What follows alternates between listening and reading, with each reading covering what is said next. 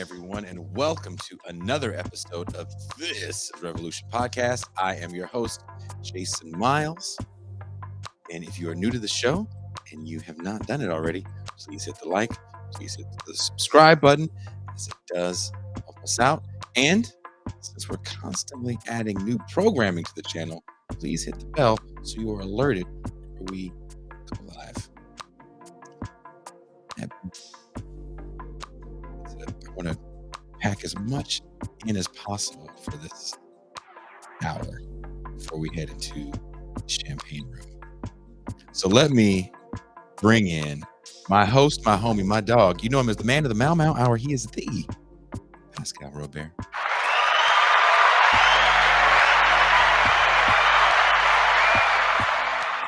Peace and greetings to the chat. Peace and greetings to the audience. Peace and greetings, Jason Miles. I want to say I'm so glad we can keep doing all these music shows, as this brings me back to what the show originally was a show about music and politics. It is kind of a full circle turn. It is. I like it. I dig it. Did you watch the intro clip that I made? Yes, I did watch the intro clip. We've been doing a lot of pop culture lately. We have. You know why I don't mind that? It's less books for us to read. It is less books. It's more interesting. But so for this show, for those that don't know, I do live in Mexico, and where I live, the infrastructure isn't all that great. So if you see me disappear off the screen for a while, it means my power went out again. So my power was out for the majority of the day, and I had been doing some reading. There's some other books that we had that kind of talked about what I wanted to discuss today. Do you remember when we did the end of history with the Alpha Bunga Bunga guys, Alex Haley? Yeah. I kind of went back and looked at that book. There were some other books by Michael Harris that I kind of went back and looked at.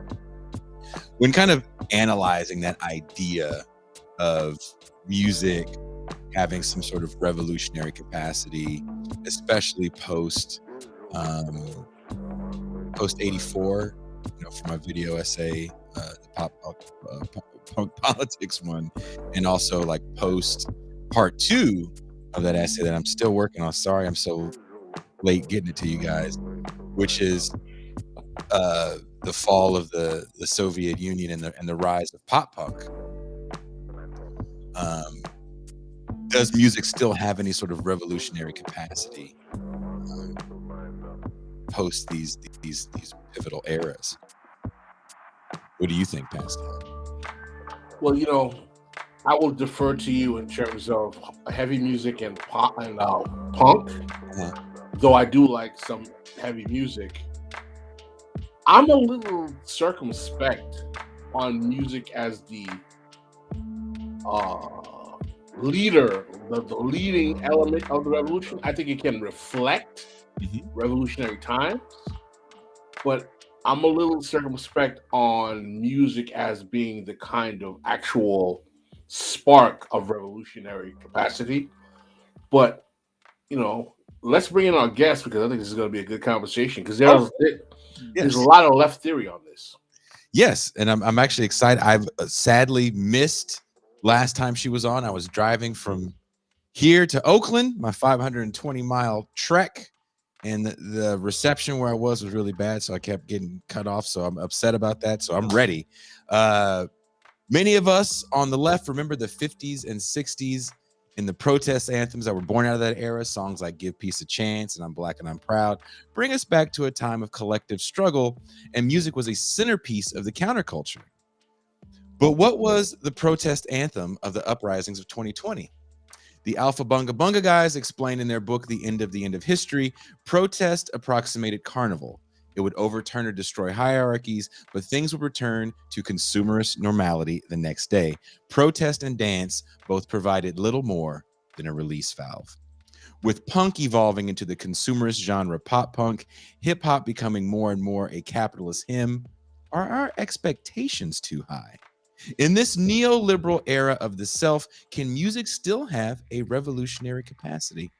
Let me bring in our guest to discuss this further. Jackie Luqman is co-host of By Any Means Necessary on Radio Sputnik, a daily show that analyzes current political and social events through an anti-imperialist, anti-capitalist, radical Black internationalist tradition and lens. She's also a contributor to The Real News and editor-in-chief of the social media program Coffee, Current Events, and Politics in Luqman Nation. So, without any further ado, please welcome the Jackie Luqman. What's going on? What's going on? Thank you very much for that introduction. That was great. I feel loved and special and wanted. Thank you. Well, I hope you know by now that I have profound admiration and affection for your work and your overall presence in the current political and just overall actual space of the universe. Thank you so much. I really appreciate you, Pascal. You know I dig you. You know we rock together, and that's great. And Jason, it is great to finally meet you. This should be fun. This is gonna be fun. So I'm gonna, let's start with a way back question. Now, you said on the show, I did hear when I was making my drive, cursing in the car, that I was constantly getting dropped on the call. That you got your political radicalization through the early hardcore movement coming out of DC. For me, a 44-year-old Oakland native, one of my huge influences musically is Bad Brains. Man. The only I felt the only Black group to kind of transcend, right? There's been others, but really when we think hardcore, definitive hardcore, kind of what people still aspire to be with the musical chops, the start stop, it begins and ends with Bad Brains. It does. Yes. So you come out of that scene in DC, which is pretty radical, like most of these scenes are, right? Because you're also coming up at the end of the Carter administration and the beginning of Reagan. So Reagan has a bigger presence in California. So of course, a lot more of the LA bands, like the ones behind me, Black Flag, Dead Kennedys, are definitely more centered in local California politics, with Jello Biafra always shitting on Jerry Brown. But a lot of the music was political. So as a young Black woman, the scenes are different at this time. There is nothing to bring us all together. There's no terrestrial radio. There's no MTV. This is literally this is what's going on in my neighborhood. What brought you to this kind of white dominated genre? My ex-boyfriend, Fred Smith. I worked with someone who was Fred's roommate. And he said to me one day, Jackie, you're real cool. You're a really nice girl. I think you'd like my roommate, Fred. I think he'd like you. You want to meet him? I'm like, yeah, sure. Okay. And he really didn't tell me anything about him, other than, he's a musician. I'm like, all right, fine. I wasn't dating anybody at the time, and I was not that many years out of high school, maybe a year or two out of high school, and he took me to meet his roommate, Fred Freak Smith, as he later became known to be called.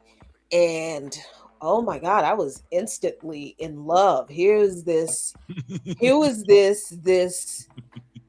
beefy Black dude with braids. No, he didn't have braids then. No, he had a Jerry curl then.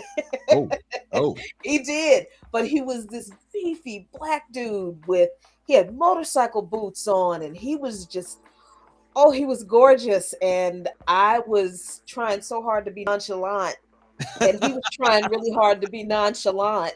And we're just standing there looking at each other like, hey.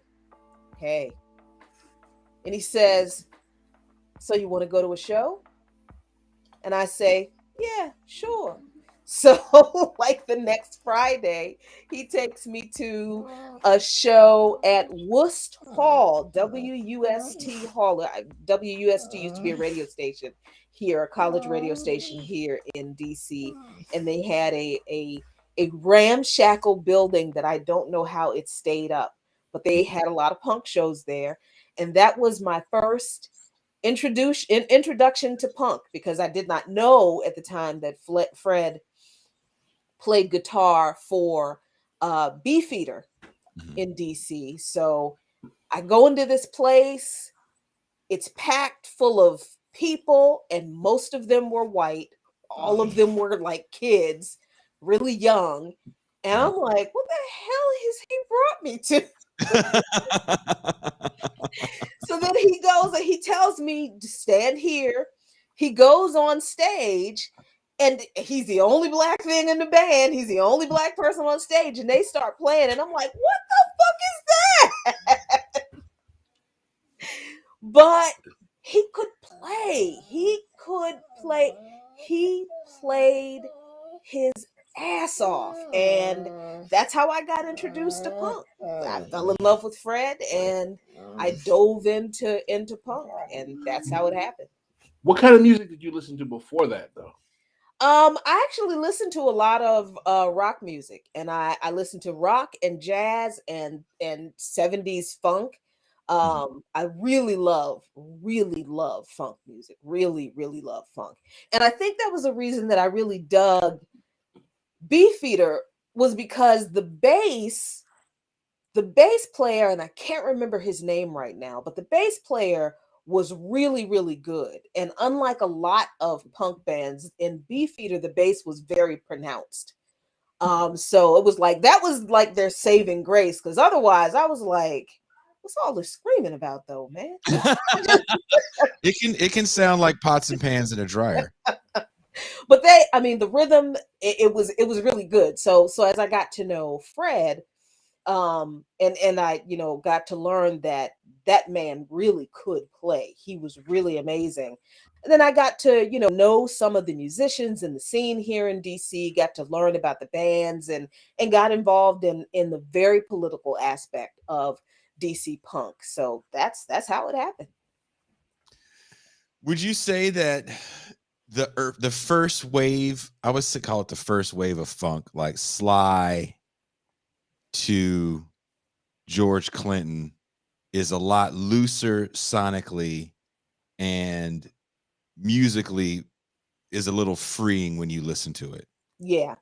Do you think that got you ready for what would become punk music? Yeah, that was the interesting thing, because if you dive into the funk bands that was not played a lot on commercial radio, the funk songs that were like the B-sides or whatever, you heard a lot more experimentation, like what was played on the radio in funk. And it's the same with R&B and everything else. It was very formulaic, right? Because it got played on the radio, so it was what they thought that people would like. But if you listen to like all of Sly and the Family Stone, if you listen to Bootsy Collins, if you know what I mean, if you listen to Parliament Funkadelic, if you can't listen to Maggot Brain and not have a serious respect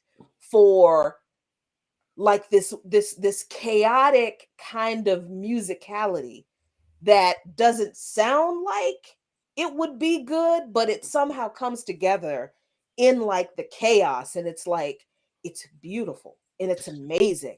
And that is very much like punk. And it's really weird, because there was a band, black folks had a really hard time kind of transitioning between funk and rock, although funk is It's rooted in the same chord structure. Yeah, it is rock. And honestly, really good metal bands, really good thrash metal bands have that really heavy bass line that you will also find in funk. That's that's why that's what drew me to early Metallica, because it's like, damn, they're funky. Well, it's can you hit that one, right? And Mm-hmm. you know, if James Brown is the godfather of the one, Mm-hmm. uh, Mm-hmm. when you get to George Clinton, who, you know, you can't have Clinton, I think, without, of course, James Brown, but definitely without Sly. Right. But as George Clinton really just assaults that one with Bootsy and those boys, like laying back and then like, Mm-hmm. Mm-hmm. What then happened? This is just my opinion. I'm sure the chat's going to blow up with your F you. You're wrong. As aesthetics become big, and Pascal, I want to know how you feel about this. We did a whole show about Rick James with now the late Greg Tate. Rick James, in my opinion, is a lot less, even though he tries to call himself punk funk, it's a lot easier to follow, and it's a lot more in line almost with like what Niles Rodgers was doing with Chic. Because they're really tight musicians and they're not as loose. They definitely aren't playing as fast and loose. And they're definitely not even really experimenting with too many things, in my opinion. And I think the aesthetic of punk definitely is what we're doing. Like, we're gonna have the braids, and we're gonna have these big ass boots. Right. But sonically, he fit in line with a lot of the other that next level funk guys that became kind of disco guys in the late 70s. Or do you disagree, Pascal? I think that the distinction you're making, and correct me if I'm wrong, because I think that Jason, you definitely know music more than me, and I think even Jacqueline might. So I would take the disagreement. I think that Rick James was more of an entertainer than an artist. Mm-hmm.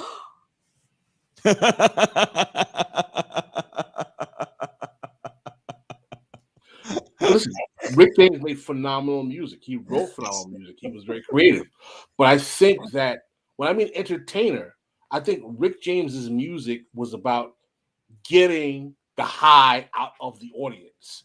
He's connecting with the audience. Some of those funk bands, their art was like a cerebral thing that they were expressing their worldview. Like it was not so much for the audience. It was like, this is like my Picasso, and whether you like it or not, I don't care. Where I think Rick James was like, this is my Picasso, but I like to see y'all get off on my Picasso. So that's when I say that Rick James was a bit more of an entertainer than an artist. I'm not saying that he wasn't a good artist. He was a phenomenal artist. What I'm saying is that I think that his music was more audience driven, and that's why it fed more easily into pop culture and pop music than a lot of funk bands did. And would you both agree that people like Clinton are coming out of the hippie movement? Yeah. A bit. Yes, not a bit. LSD experimentation, you know, Yes, lifetime experimentation. Yeah, that's just not a bit. Very, very much. A lot, including all of the pharmaceuticals that came with it to aid the experimentation creative process. So they say. I mean, this, Jackie, you made a very great point in that there are funk songs that no one knows that just sound like these bands just literally just going off on themselves. Like, I'm like, what is this? Like, it's not aesthetically pleasing to most people who aren't either on like acid, PCP, or smoking 12 joints at the same time, because it's just like these cats are off. Rick James didn't really go off like that in his commercially successful periods. It's saying like when this cat made a song, when he made albums, you know, Rick James had a lot of successful albums. It's like, and it's not successful just for the artistic aesthetic. They were popular albums. And let's not get it twisted, right? Rick James' popularity comes about when there is a clear transition from Black music into a kind of conservative pop, white, MTV friendly music that really kind of kills soul, R&B, and funk of the 70s. Let me tell you how I know this. Uh-oh.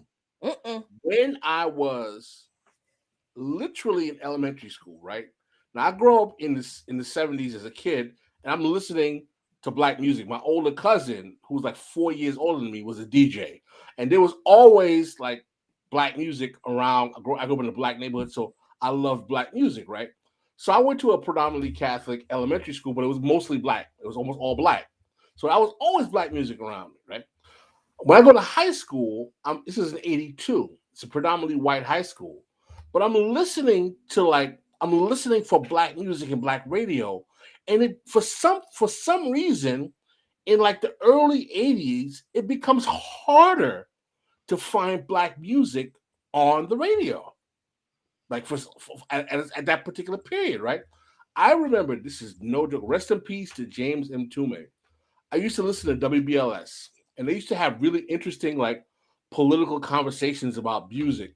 And James M. Tume was being interviewed on WBLS in the early '80s, and he was talking about how the transition in popular music was alienating black artists, and how this started with the disco sucks movement, and that black popular music was being alienated in mainstream America. And I didn't realize how prescient he was at the time, but I remember when MTV was not playing black music. Mhm. And the thing is, You're like, right. what is so absolutely absurd about that is that MTV, it's not that MTV wasn't playing black music, they weren't playing black people, because that was black music anyway. Rock and roll is black music. So it's Right. not like they weren't playing black music, they just weren't playing Mhm. black people. Right. Right. Well, there definitely was a black music blackout of what we were calling black music at that time, right? So Anita Baker, Luther Vandross, all these guys that had, major hits on quote unquote black radio, which was still being divided at that time. If we go back in the Wayback Machine, there was still black stations that wasn't playing hip hop. There was like the black R&B station, and there was a black station that played rap. So But no, I mean that whole disco sucks movement. I remember that because that happened. So for some reason, I want to say that came out of some radio station, some rock station disc jockey who was guest DJing at a baseball game somewhere, Yep. and it was some radio station promo where they dumped a bunch of disco records on the middle of the baseball field. I can't remember what baseball game You it can I see think it it was. was on Houston YouTube. There's a Astros. YouTube of the whole thing. I believe Yeah, it was so Houston Astros. so they dumped a bunch of disco records, and this was a radio station, like one of these media promos they do Mhm. that doesn't mean anything. It's just meant to get attention. So out of this, where they dump all these disco records on this baseball field in the middle of this baseball game, and this DJ is ranting and raving about disco sucks, disco sucks. All these white baseball fans come running out onto the field, and I think they set this pile of records on fire, and somehow from that, disco became verboten on radio. And it was just like, all of a sudden, America doesn't like disco. But really what it was conservative America was responding to the sensuality of disco and And homosexuality. the what? Homosexuality. It was a lot of and gay. and the fact that, oh my God, this is gay music. And Studio 54 was infamous by that time, with the things that were going. So disco was like, it became like a symbol of everything that white middle Americans didn't like about the way this country was changing. So in a way, it was like a PR stunt for a radio station, but it was also part of this bigger, growing conservative kind of response to them not wanting America to change and not liking all of these others getting any kind of exposure or whatever. So yeah, these people have been wanting to take their country back for a minute. Let's not forget, very important, I would say 800-pound gorilla in the room. It's not accidental that this is happening in the transitioning period to the rise of the Reagan administration. Right. Exactly. Not coincidental at all. That it absolutely all are around the same time. And it was the Cleveland Indians. I do remember that. And I remember watching it because I never watched baseball, but my mom and her partner were watching it, and they were like, what the hell are these white people doing burning shit on the field in the middle of the baseball game?" And I'm coming Burning around good the down to corner, I'm like, sunrise. I'm coming to the living room like, what? Who set stuff on fire? And they're Burning good showing down it to on the some record news, like right? that. And let me tell you something. This is good. I'm really I'm enjoying this conversation already because Jackie is a contemporary, so we remember things. And this is going to blow people's mind because no one talks about this, and this is She a got a fact. shag. No, what's going to say? And because this is a fact, and only people who are old heads, like our guest said, Jeremiah McAllister, will know this. I think Jackie would know this. If there's no disco, there's no hip hop. That's Come that's on the now. fact. Say it. Say it. Listen, hip hop was disco for the cats who couldn't afford to go to the club. That's it. Pretty much. That's why crack was cocaine for the people that Was couldn't party get music. for the people that couldn't get coke. A lot of these young kids aren't going ready to hear this, but listen, disco, there's a direct correlation between the New York City disco scene and the rise of hip hop. That's right. Because how did hip hop start? How did hip hop start? It was DJing at a party. It was DJing at a party. Right. Block parties, and they used a lot. They innovated on, but they used a lot of the technology that was being played at the disco clubs. That's right. Yeah. If you want to show it, if you want to see a documentary on YouTube that talks about this, and you find the real founding fathers of rap, it's called The Founding Fathers of Rap. It's moderated by Chuck D. It's a very good documentary, and it talks about the actual origins of hip hop music and DJ culture being about bigger systems, not so much about spinning records and scratching. Like who had a big enough system to power sound system. Yep, and how? By the way, there's a correlation between how that comes out of like Caribbean, Jamaican shaka culture. Just about to say that. Yep. I was shaka culture of the Caribbean. Yep, all of that. The sound system. And I want to say on air, shout out to Jeremiah McAllister. Please email me so we can get you scheduled again to come on the show. I think we effed up on our end, so email me, brother Jeremiah, so we can make sure that we do our house music episode with you.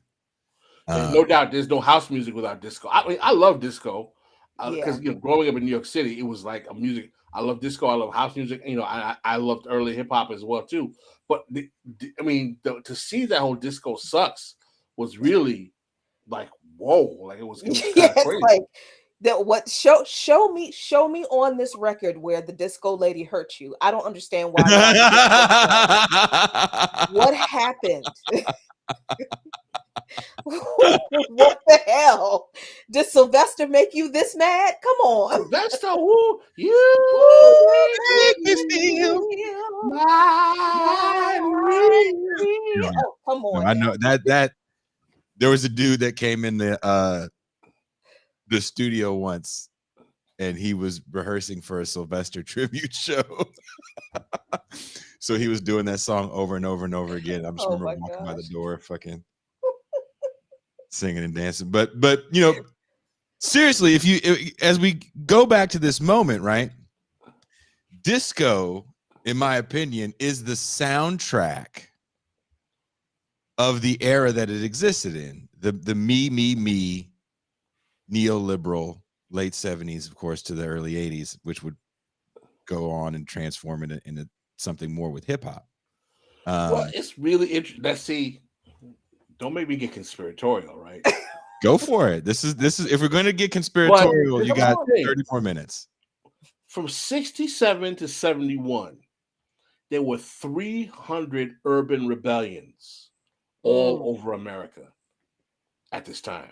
So that means there's 300 cities between 67 and 71 that are burning to the ground. Okay. The Kerner Commission report comes out in 68, talking about like, yo, what's going on? What is causing this? What is happening? And I know I talk about this a lot. You know, I have the quote in the piece I wrote for Black Agenda Report on Clarence Avant talking about his rise in the early 70s. The chapter in the Kerner Commission report, the Negro in Media, within that section, and if I have to go and read it, I'll get it. The Kerner Commission report states that basically what we have to do to make sure this doesn't happen again is that we have to have more Black people on TV. We have to have more Black journalists. We have more Black TV shows. We have to have comedies that discuss urban ghetto life, i.e. good times. We have to see more commercials with Black people. All of this is literally put in the Kerner Commission report in 1968. By then, all of a sudden, in 68, right after Kerner comes out, you see the Black Affairs TV shows, Black Journal, Tony Brown's Journal, Like It Is. You see, by 71, 70, you see Soul Train. You see Good Times. But late 60s, early 70s, you see blaxploitation films. All of this capitalized Black popular cultural media out of nowhere is just dumped in the early 70s. And what is fascinating, there's 3 different changes in the nature of Black popular media, particularly on film and television, between the 40s, the late 50s and 60s, and the 70s. In the 40s, we have Step and Fetch It. We've got Mom's Mabley. We've got Sapphire, Jezebel, and Mammy. Those characterizations of Black women. In the late 50s, early 60s, we've got the noble, striving, upright Sidney Poitier. And then in the early 70s, we've got the pimp, Superfly, Shaft, cool, smooth, cocaine, weed, let's dance, let's party, let's have a good time. Totally de-radicalized, totally apolitical. None of those media presentations demonstrate anything about the Black radical politics that starts to take place from 66 to 75. And as a matter of fact, Black exploitation is a pejorative caricature of Black power. Largely. Right. Yeah. So it's really fascinating how we see all of these transitions in pop culture, in music and art, and then in the 70s, all of a sudden, bam, it's like all of this explosion of Black cultural production. Now, I'm not saying Black folk were not making music before. Of course they were. But it's just like you see Black folk on. You got Soul Train, you got Good Time. You know how many Black sitcoms there were in the early 70s? That's My Mama. Good Times. You got the Jefferson. You see all these. You see Negroes everywhere. Black sports figures. And my position, here's the conspiracy part, is that disco and all of that stuff, as much as I love it, and all of that pop culture, was basically a capitalist-funded demobilization technique to neutralize the radical politics coming out of Black power in the late 60s, early 70s. Now here's my question. I'm kind of going off of what Pascal's talking about, Jackie. We were talking about a little bit earlier about you growing up in DC and the scene that you come out of. And when we discuss music, we have to always discuss the scene in which it exists in, the community in which it exists in. Because a lot of the music that we talk about and that we love, there are places that we know that are near and dear to our hearts. You're from DC. I'm sure you know the Black Cat and the 930 Club, like the and there's probably even more smaller spots that I've never heard of that you were like, oh, we always went to shows there on a Thursday night or whatever it is. You know, where I'm from, we definitely have our spots that were part of our scenes. And historically, New York has CBGBs and Max's, Kansas City. LA definitely had the Sunset Strip before it was a pay-to-play area.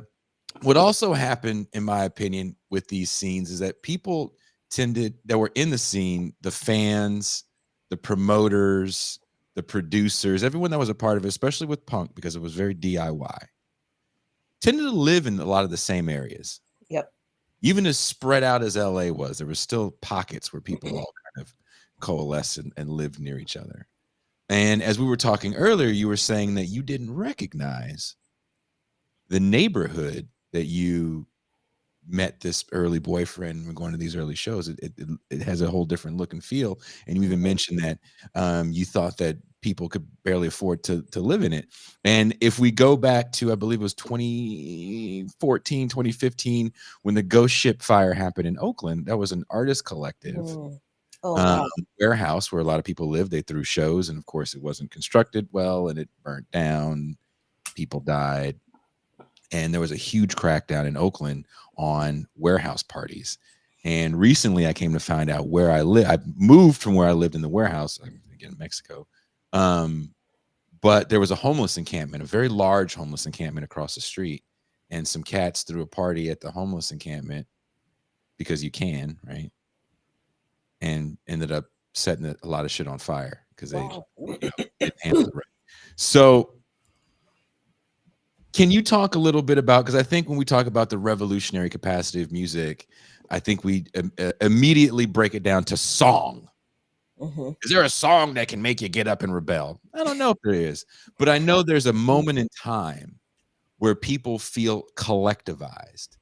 And I want to hear about that, not just that first punk rock boyfriend that turned you into the genre, but I want to hear about the scene you were a part of, the feeling when you got into your first mosh pit or slam dance, whatever they were calling it, skanking. I don't know. Everybody's era is different, but I have a feeling that if I go watch some of these old Bad Brains videos, we might be able to catch Jackie Luqman jumping off of a stage somewhere. You will never catch footage of the time. At the time, I was Jacqueline Malone. There is no footage of me doing anything, anywhere. Whew, thank the Lord I did all my crazy stuff before cell phone video. And it's not like I'm like weirded out about any of that stuff, but you know, I turned into a pretty heavy drinker back then. So there were some things I am thankful that I didn't. I see people in the street sometime and they're like, Jackie, remember when we used to hang out at that? And I'm running through my mind like, oh my God, what I hope it wasn't that night. But I mean the scene then it was interesting because DC is not that big. First of all, people have to understand Washington, DC is not a big city. It's divided into 4 quadrants. It is each quadrant, northeast, northwest, southeast, southwest, have very separate characters. Always have. Northwest was always like where all of the rich people lived. Most of the white people lived. Northeast, you have more Black people, but some professional. Southeast and some parts of Northeast. And back then, a lot of Southwest, DC was predominantly Black, and it was predominantly working class and poor. So at that time, during the Reagan years, the end of the Carter years, and the rise of the Reagan years, poor people were really, really feeling the economic policies that were coming out of the Reagan administration. I mean, people liked Jimmy Carter because he was nice, right? But people really started to feel like what politics mean for their life because of Ronald Reagan. And you had people who were working class white folks who were in the city feeling that squeeze, but you had a large population of working class and poor Black people who were feeling that squeeze. So that showed up in different places, in 2 different scenes that actually kind of came together very frequently. And one scene was the go-go scene. And a lot of people don't realize that a lot of early go-go was actually very political. Like one of the first go-go songs I ever heard was by Junkyard Band. And when they recorded this song, they were like kids. They were like somewhere between 12 and maybe 16 years old. And they recorded this song called The Word, which was really, I don't know if I would call it a protest song, but it was absolutely it was a condemnation of the Reagan administration. I mean, some of the lines in the song are, you know, like, Reagan did away with the welfare money, or the Pentagon did away with Farmer Brown's money, that kind of stuff. And these were kids living in the hood, literal kids. So there was that going on. But go-go also was mostly like party music, like hip hop started out. But you did have those pockets of like musical resistance from people who were feeling the effects of the shitty economic policies from the Reagan administration. And you could see it in the way that they started their bands, because the reason Junkyard Band was called Junkyard because they used like buckets and shit. I'm serious. They used like buckets and whatever they could find, and they called themselves the Junkyard Band because they didn't have money for real instruments. So there was that going on in the poor Black communities, right? And then in the punk community, there was the realization that DC, which felt like a really kind of home, down home, close-knit community sometimes, and in some places, started to feel like an authoritarian state. There started to be a clear disdain for poor people, where maybe it was there before, but the Reagan era absolutely gave rise to that greed is good. If you're poor, then you're the scourge of society type of thing.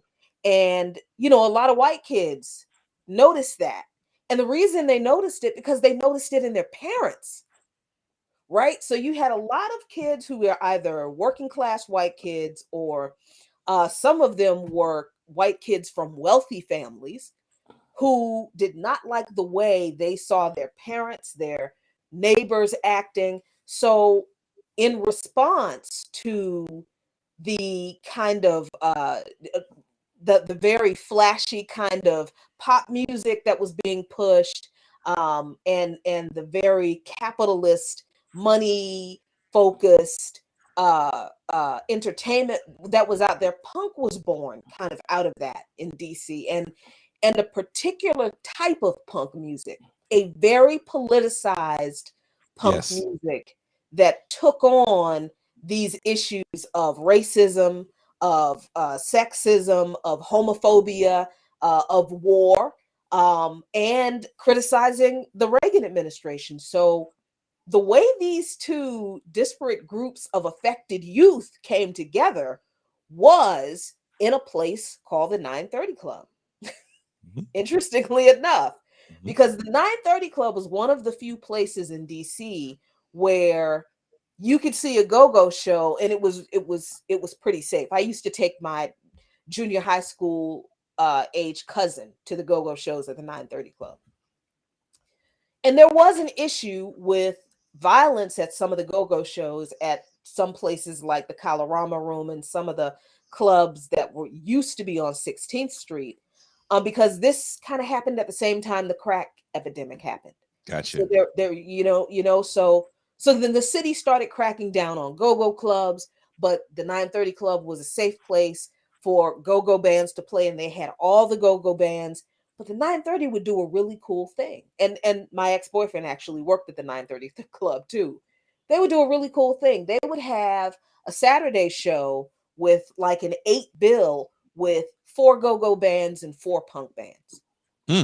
So you would have kids from Northeast, Black kids from Northeast and Southeast, packed into the 930 Club with white kids from Rockville and Gaithersburg and the outlying suburbs and Northwest DC, all packed into the 930 Club, all jamming, all vibing together. And that was the scene. That was the scene. And it was like my first introduction, I think, to the idea of a society better than what we have. It's like, we can build something better. We have the capacity to do something better than what we do. And if we can do it with music, I don't understand why we can't do with anything else. And I didn't understand the concepts of socialism and communism and, all that. I didn't even really understand capitalism then, but I understood that that was the only place where I saw punks and go-go kids hanging out together, having a great time, and coming to each other's defense, because we did have a little problem with racist skinheads, and that shit got squashed really quick.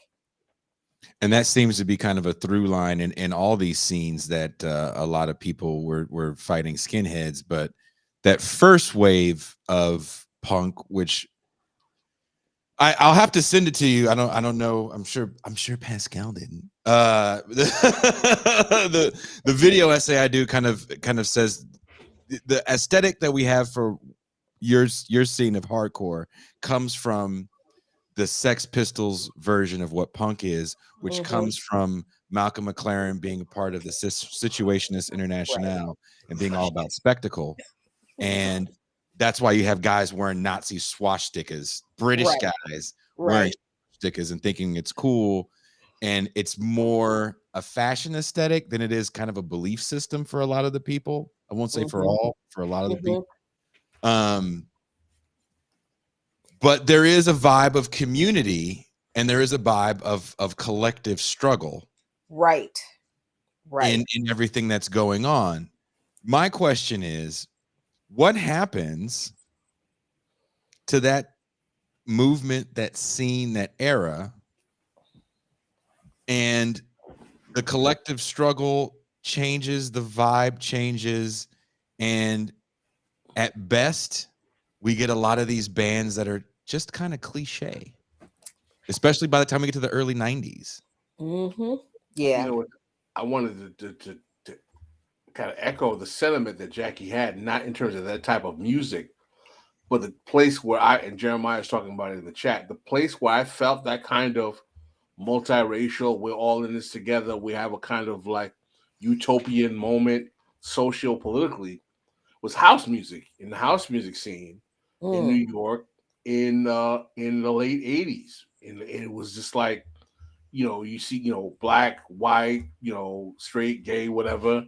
And house music really had, and a lot of it was, I wouldn't say house music was political. Some of the music had political, more like social, let's all get together. We can, there was some of the stuff out of some of the stuff out of Jersey had some kind of, kind of like racial unity kind of vibe to it, but it was a very kind of utopian, let's all get together and like vibe that was very rare, and it was very enjoyable for a brief little moment in time. But the 90s has another we're also talking about the emergence of techno music, which we can definitely throw in with house music, and which kind of morphs into rave culture. And again, rave culture is supposed to be this collective experience, but is it anything more than just a release? And if you look at kind of activism in this era as well, it goes from being, especially after the defeat of Bush Sr. And by the time the Clinton administration comes into power, a lot of excuse me, a lot of what we see is less pushback against the government, because allegedly the good guy won, right? We had 12 years of right-wing authoritarian rule. Bill Clinton's playing the saxophone on Arsenio Hall. Toni Morrison says he's the first black president. He's one of us. So what then happens to the struggle? Because in a lot of the research that I've been doing for part 2 of this essay, and even just remembering this era, and I brought this up on a show the other day, during this era as well, even cartoons change their mode to be, because the Cold War is over, the Soviet Union's fallen. G.I. Joe stops, the Cobra's fighting is different. Now they're fighting the environment. Right. And we start to get this push of the individual, that you can be a better human if you recycle. Yep. And our real problem is no longer the big bad Russians and their nuclear missiles. It's corporations and polluting. It's neoliberalism. I mean, it's neoliberalism. It's third way. It's the third way. Or what was the name of that organization that pushed the whole third way? DLC, Democratic Leadership Thank Council. you, the Democratic Leadership Council. It's, I mean, they sold the country a bill of goods, and they knew what they were doing, because they knew that people were, people have been raked over the coals through, through the Reagan era. And the thing that happened, the interesting thing, that's why that whole, and I remember watching the inauguration of Bill Clinton, when they walk over the bridge, and the bridge lights up and they're playing "Don't Stop," Fleetwood Mac's "Don't Stop Thinking About Tomorrow." And I remember, and I wasn't. I remember that. Clintons, man. Let me tell you, you know, one of my proudest political achievements. It's not an achievement. I shouldn't say that. You know, one of my proudest political facts of my life is What? I never voted for a Clinton in my life. I didn't either. Good for you. Good for you. Was I old? Yeah, I think I was old enough to vote but I don't remember. I don't think I voted for Clinton, but I don't remember who I voted for, because I think I made up my mind I didn't like any of them. So I probably wrote it. But I remember watching that inauguration and saying to either my mom or my boyfriend at the time, like, this is some hokey ass theater. I don't know what these people are trying to say, but I don't think things are going to get, because in black neighborhoods, the police were cracking down on everybody, not just the violent criminals that they were cracking down on everybody, and that was spilling over into the punk community. And I knew plenty of folks who had substance abuse problems in the punk community, and this is like the way we had community. Like, I knew like 4 or 5 people who had a heroin habit, but we had rules. You could not rob anybody in the community. You couldn't steal from anybody in the community. You had to work, so everybody I knew who had a habit had a job, that, and it was just, but then all of a sudden people are getting arrested, and but nobody's getting treatment, nobody's getting the help they need, right? So what happens is, at least from what I saw, it's like the country felt like they didn't need to be angry anymore because they got rid of Reagan, right? So the music didn't need to reflect the anger and the anti-establishment sentiment and the anger at authority that punk and go-go reflected. And it just turned to this generalized kind of teenage angst that was grunge. Grunge is just remarketed, in my opinion. It's remarketed hardcore. Yeah, and a lot of it wasn't even good remarketed. I like some grunge now. Don't be, come on. I won't. We could waste a lot of time, talking about. I was not a fan of, so more so than punk, and I never really talk about it that much because I don't think it's a very political music. Regardless of my friends that do it, I don't give a fuck. I'll tell them to their face, like, you guys aren't really that political. Is metal. I'm a metal guy. I'm a serious fucking metal guy. Mm-hmm. But that music was definitely not. they might think they have songs that are political, but it's like, not really. I mean, kind of liked Nirvana. I liked Green Day. I liked Is REM considered grunge? Is that offensive to call REM grunge? REM would be quote unquote alternative. That's extremely offensive. Well, the thing is, I liked alternative and grunge. I like kind of both. I mean, and here's the thing. Not for me, because I understand that all entertainment is political. I understand that now. Back then, it was just what I like and what I don't like, right? Yeah. And as I became more political, yeah, I did like more political messaging. Like when Metallica came out with "And Justice for All," I was like, wow, this is actually kind of thoughtful. It's a little bit, that's kind of nice. And people were like, oh, this is trash. I'm like, well, you don't have a brain, so that's why you don't like it, but I mean, I think that for grunge, the message, the political message, if you will, was just, rebellion. And that's fine. Yes. I Very think empty that's fine. rebellion. I think that's absolutely fine. I think that is a valid political message, but it's not the same political message that was very specific as a lot of punk and a lot of go-go was. And I also that's think not bad. I think that's just an observation. And do you think that it exists in a different vacuum that maybe that punk existed in? Because you're also talking about localized scenes.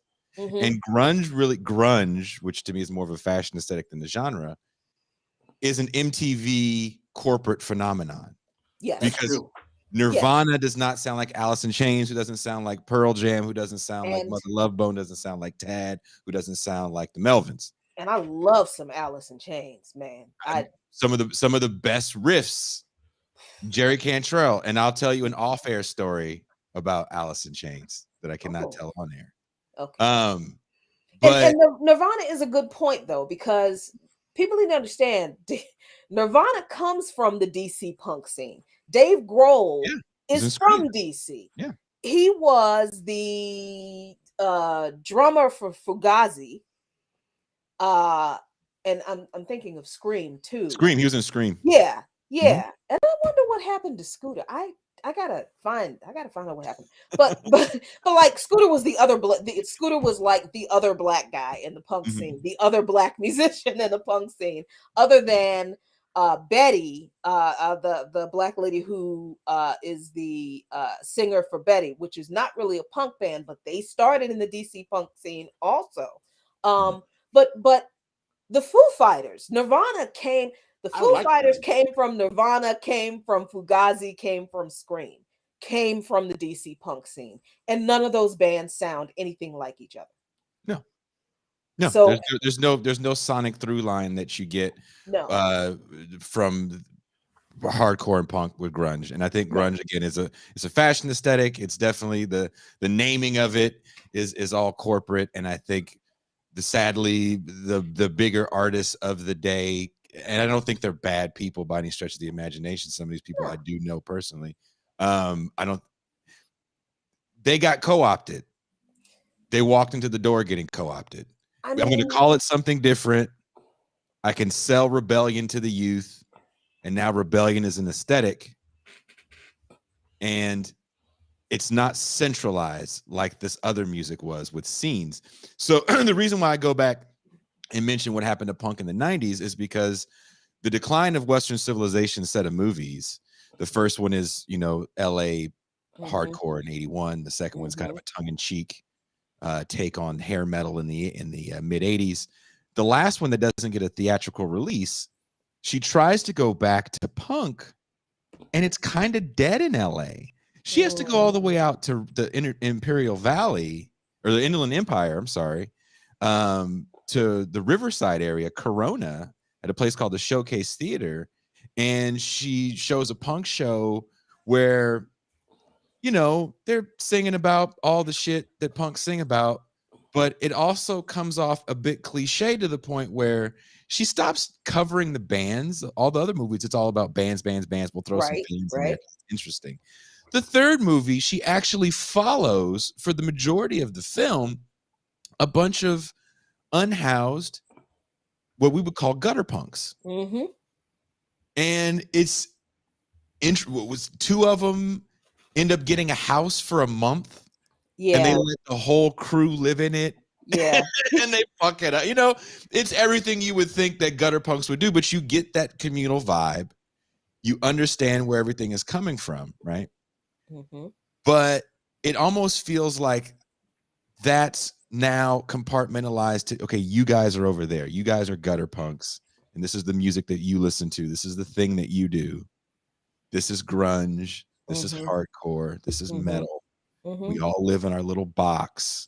And without MTV, without terrestrial radio, now we live in echo chambers of the wretched algorithm. So before I let you answer, as we come up on an hour, will you join us to continue this conversation for a little bit longer in the champagne room? Oh, there's a champagne room? Yes. Yes, Do I he have to took put the on my link. fancy robe? Oh my! Only if it's got fur on it. Oh my stars! I mean, because I have a fancy robe. I feel like I've been invited to a special. Why, yes, I It will is, join yes. you in the champagne room. You have the link for the champagne room. The champagne room is where we're behind a paywall, so curse words can fly. Sweet. Fancy robe and cuss words. So I want to hear Jackie talk about after the 80s and that scene, because that to me is an important thing to talk about. So Ooh, if you are a patron, a weird time. if you're a patron, the link is already up for the champagne room. We will join you guys shortly. If you're not a patron, it's patreon.com/Bitter Lake Presents. There's links wherever you're watching this show in the description to join us in the champagne room. Until then, Ooh. please listen to where'd it go? Music I created for my 3-year-old son and images of the capitalist realism of my youth. Thank you, and we are out.